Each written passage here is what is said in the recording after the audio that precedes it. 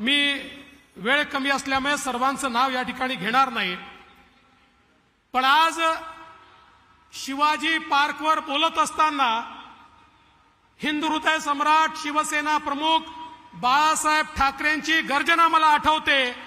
ते याच ठिकाणून म्हणायचे, माझ्या तमाम हिंदू बांधवांनो, मातांनो आणि भगिनींनो। त्यानंतर अशा प्रकारची गर्जना काल परवापर्यंत आम्ही उद्धव ठाकरेंची ऐकायचो, पण नुकतीच इंडिया आघाडीची बैठक या ठिकाणी झाली। याच शिवाजी पार्कवर इंडिया आघाडीवाल्यांनी त्यांना सांगितलं, उद्धव ठाकरे हे चालणार नाही, तुम्ही बदला।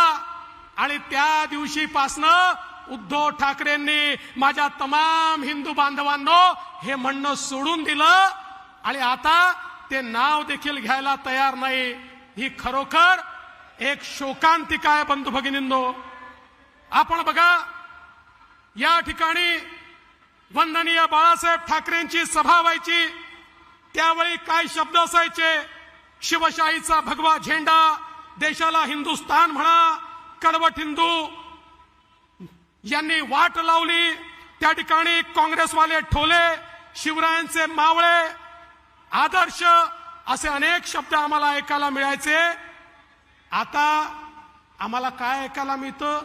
उद्धव ठाकरेंच्या भाषणांमध्ये अर्धवटराव, गजनी, कडेवर, हिणकस, बाप चोरला, पक्ष चोरला, चिन्ह चोरलं, हिंदुत्व वेगळं, काँग्रेसला मत देणार, घरी बसून काम करणार, माझा कुटुंब माझी जबाबदारी, याच्या पलीकडे आज आपल्याला काही ऐकायला येत नाही।